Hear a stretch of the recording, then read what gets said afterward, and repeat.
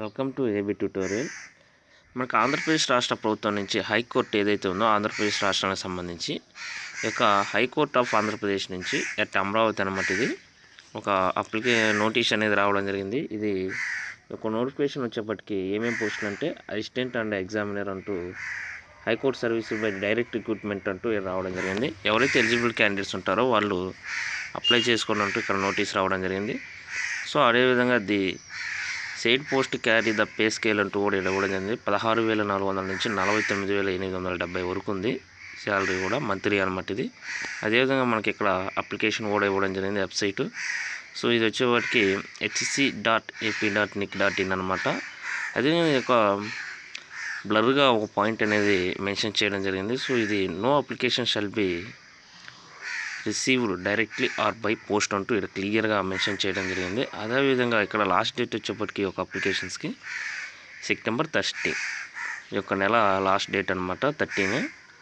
So number of vacancies per post of assistant scale of pay అంటూ రావడం జరిగింది. ఈ వచ్చేప్పటికి టోటల్ వచ్చేప్పటికి 71 అనమాట.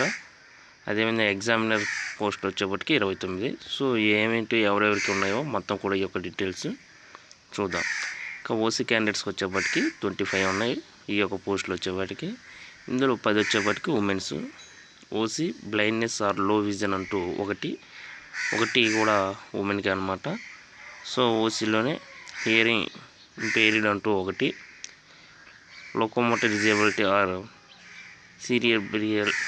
సెరిబ్రల్ పాల్సీ అంటూ ఒక పోస్ట్ అనమాట. ఎక్స్ సర్వీస్ మ్యాన్ 2, ఒకటి ఉమెన్. మెటీరియల్స్ స్పోర్ట్స్ పర్సన్ అంటూ ఒకటి రావడం జరిగింది. ఈడబ్ల్యూఎస్ 10% కోటా అంటూ 6 పోస్టులు, ఇందులో 2 ఉమెన్స్. బీసీఏ 6 పోస్టులు, ఇందులో 2 ఉమెన్స్కి. బీసీబీ కూడా 5 పోస్టులు ఉన్నాయి, దీంట్లో 2 womens. BCC 1, BCD 5, 2 womens. BCE 3, 1 women. SC 10, 4 women. ST 4, 2 women అనమాట. సో టోటల్ వచ్చేప్పటికి 71, 27 ఉమెన్ అనమాట. అదేవిధంగా ఇక్కడ వచ్చేప్పటికి 29 పోస్ట్ అనేది ఎగ్జామినర్ వచ్చేప్పటికి. సో ఓసీ క్యాండిడేట్స్కి 10, 3 ఉమెన్స్ అనమాట. అదేవిధంగా ఓసీ బ్లైండ్నెస్ ఆర్ లో విజన్ అంటూ ఒకటి ఉమెన్ అనమాట. ఓసీ ఎక్స్ సర్వీస్ మ్యాన్ వచ్చేప్పటికి 1. ఈడబ్ల్యూఎస్ 10% కోటా అంటూ 2 పోస్టులు, 1 women. BCA 3, 1 women. BCB 2, 1 women. BCC 1, BCD 1 women. BCE 1 women. SC 5, 2 women. ST 2, 1 women. Total వచ్చేప్పటికి 29, 12 వచ్చేప్పటికి ఉమెన్ అనమాట. సో ఈ యొక్క నోట్ కూడా ఇవ్వడం జరిగింది. బీసీఈ ఎవరైతే ఉంటారో వాళ్ళకి కింద దానికి సంబంధించి ఒక అప్పీల్ నెంబర్ అంటూ కూడా ఇవ్వడం జరిగింది 2010 యాక్ట్ ప్రకారం అనమాట. సో రిజర్వేషన్స్ వచ్చేప్పటికి ఎవరికైతే ఉంటాయో ఎస్సీ, ఎస్టీ, బీసీ వాళ్ళకి. మళ్ళీ బీసీలో సబ్ క్యాస్ట్ ఎవరైతే ఉన్నాయో ఎకనామికల్ వీకర్ సెక్షన్స్ కానీ, physically challenged persons, women's and ex service man for the rules applicable and enforce అంటూ క్లియర్గా మెన్షన్ చేయడం జరిగింది రిజర్వేషన్ గురించి. అదేవిధంగా ఈ యొక్క ఎస్సీ, ఎస్టీ క్యాండిడేట్స్ కానీ, బీసీస్, సబ్ క్యాస్టెస్ కానీ వీళ్ళకి ఖచ్చితంగా ఏజ్ అప్రాక్సిమేట్ ఉంటుంది, ఖచ్చితంగా age relaxation. So education qualifications అంటూ ఇవ్వడం జరిగింది. అసిస్టెంట్ ఎగ్జామినర్ అంటూ 2 పోస్టులు ఇవి. సో వీటికి must have pass degree in arts or science or commerce or law of a university in established or incorporated by under central act provisional అంటూ ఇక్కడ క్లియర్గా మెన్షన్ చేయడం. డిగ్రీ అడగడం జరిగింది క్వాలిఫికేషన్. ఇక్కడ సంబంధిత డిగ్రీలో కోర్సులు చేసిన వారు ఎలిజిబుల్ అంటూ క్లియర్గా మెన్షన్ చేయడం జరిగింది. సో అదేవిధంగా ఏజ్ లిమిట్ వచ్చేప్పటికి ఇక్కడ 42 ఇయర్స్ అనమాట. మామూలుగా 18 నుంచి 42 ఇయర్స్ లోపు ఉండాలి జనరల్ క్యాండిడేట్ వచ్చేప్పటికి. సో అదేవిధంగా అప్పర్ ఏజ్ లిమిట్ రైజ్ అంటూ 5 ఇయర్స్ వరకు ఉంది. Scheduled castes, scheduled tribal and backward classes and by 10 years of candidates with disabilities and ex service మ్యాన్కి 10 ఇయర్స్ వరకు ఉంది. ఎగ్జామినేషన్ ఫీ వచ్చేప్పటికి జనరల్ క్యాండిడేట్స్ ఎవరైతే ఉన్నారో బ్యాక్వర్డ్ అదే బీసీ క్యాండిడేట్స్ అనమాట, వీరికి 800 రూపీస్ వరకు ఉంది. సో అదేవిధంగా 500 rupees and candidates belong to scheduled castes and scheduled tribes physically challenge ex service man have pay only 400 rupees అనమాట. ఎంఎస్ఏపీటీ ఆన్లైన్ లిమిటెడ్ అంటూ ఇది క్లియర్గా ఇవ్వడం జరిగింది. మోడ్ ఆఫ్ రిక్రూట్మెంట్ ప్రాసెస్ ఏ విధంగా ఉందంటే ఇది మొత్తం కూడా ఇది ఆబ్జెక్టివ్ టైప్లో ఉంటుంది ఎగ్జామినేషన్ అనమాట. మనకి దీంట్లో వచ్చేటికి జనరల్ ఇంగ్లీష్ ఉంటుంది, అదే రీజనింగ్ ఉంటుంది, కాంప్రహెన్సింగ్ జనరల్ నాలెడ్జ్ అంటూ ఇవ్వడం జరిగిందనమాట. The question paper will be of degree standard 100 marks అనమాట. The candidates have to answer the question paper in 2 hours ఉంటుంది. 100 మార్క్స్కి ఉంటుంది పేపర్ అనేది.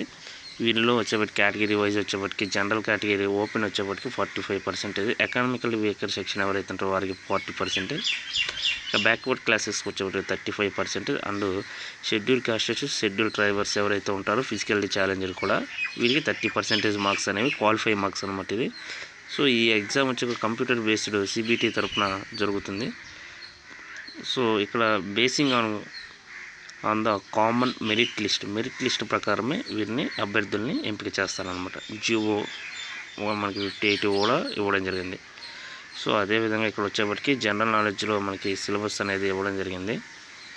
ఈ యొక్క సిలబస్ వచ్చేప్పటికి ఏ విధంగా ఉందంటే ఇండియన్ ఆర్ట్ కల్చర్ అంటూ జనరల్ నాలెడ్జ్ సంబంధించిన అన్ని మనకి క్లియర్గా ఇక్కడ ఇవ్వడం జరిగింది. అదేవిధంగా ఇంగ్లీష్ లాంగ్వేజ్ సంబంధించి కాంప్రహెన్సివ్, ఎర్రర్, స్పోర్టింగ్, అదేవిధంగా ఇక్కడ మనకి సెంటెన్స్ కానివ్వండి వీటన్నిటికి సంబంధించి సినోనిమ్స్, యాంటోనిమ్స్ అన్ని సంబంధించి ఇవ్వడం జరిగింది. అదేవిధంగా రీజనింగ్, ఇలా ఎనాలిసిస్, సిమిలారిటీస్ అంటూ డిఫరెన్సెస్ మొత్తం కూడా డైరెక్షన్ టెస్ట్ కానివ్వండి, వెర్బల్, నాన్ వెర్బల్ రీజన్కి సంబంధించి అన్నీ కూడా ఇవ్వడం జరిగింది. అదేవిధంగా మనకి కొన్ని పాయింట్స్ అనేవి మెన్షన్ చేయడం జరిగింది.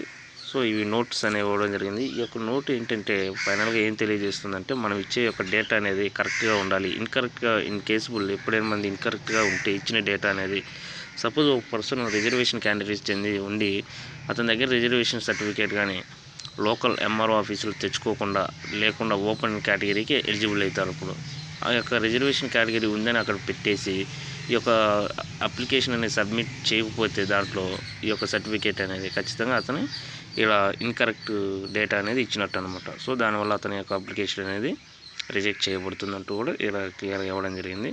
ఇవన్నీ పాయింట్స్ కూడా అవేనండి. ఎస్సీ ఎస్టీస్ కానీ బీసీస్ కానివ్వండి, అదేవిధంగా ఎకనామికల్ వీకర్ సెక్షన్ సంబంధించినవి కానివ్వండి, మొత్తానికి దీనికి సంబంధించి ఇవ్వడం జరిగింది. తర్వాత జనరల్ ఇన్స్ట్రక్షన్స్ అనేవి ఇవ్వడం జరిగింది. ఎవరైతే అపాయింట్మెంట్ ఆర్డర్ అనుకుంటారో వారికి సిపిఎస్ అంటే కాంట్రిబ్యూటరీ పెన్షన్ స్కీమ్ అనేది దాని ప్రకారం శాలరీ ఇవ్వబడుతున్నట్టు కూడా తెలపడం జరిగింది. So high court reserve the right to increase or decrease the number of vacancies after issuance of the notification అంటూ కూడా క్లియర్గా ఇవ్వడం జరిగింది. సో దీనికి లాస్ట్ డేట్ వచ్చేప్పటికి September 30 మనం ఆ లోపు అప్లై చేసుకోవాలి. టీఏడిఏ విల్ బి పెయిడ్ అంటూ కూడా రావడం జరిగింది. Journey performed connection with the recruitment process అనమాట. దీని ప్రాసెస్లో ఉన్నప్పుడు ఇవ్వబడుతుంది యూటీ కూడా సంబంధించి. సో ఇవన్నీ ఈరోజు దీనికి సంబంధించి జనరల్ ఇన్స్ట్రక్షన్స్ కానివ్వండి, ఎగ్జామ్ ప్యాటర్న్ కానివ్వండి, మోడ్ ఆఫ్ సెలక్షన్ ప్రాసెస్ కానివ్వండి, ఎలిజిబుల్ క్యాండిడేట్స్ ఎవరెవరు ఎలిజిబుల్స్ ఎప్పుడు అప్లై చేసుకోవాలి, పోస్టులు ఎవరికి ఎన్ని ఉన్నాయి, అదేవిధంగా దీనికి సంబంధించిన సిలబస్ కూడా అన్నీ ఎక్స్ప్లెయిన్ చేయడం జరిగింది. ఆంధ్రప్రదేశ్ హైకోర్టుకు సంబంధించి ఇది అమరావతి అండి మెయిన్ హెడ్. సో అక్కడి నుంచి మనకి రిలీజ్ అవ్వడం జరిగింది. ఈ యొక్క పోస్టులు వచ్చేటికి అసిస్టెంట్ అండ్ ఎగ్జామినర్. దీనికి సంబంధించి కంప్లీట్ డీటెయిల్స్ అనేది మీకు ఈ యొక్క వీడియోలో ఎక్స్ప్లెనేషన్ ఇవ్వడం జరిగింది. సో ఇలాంటి మరిన్ని అప్డేట్స్ కోసం ఈ యొక్క ఛానల్ని లైక్ చేయండి, షేర్ చేయండి, సబ్స్క్రైబ్ చేయండి. Thank you.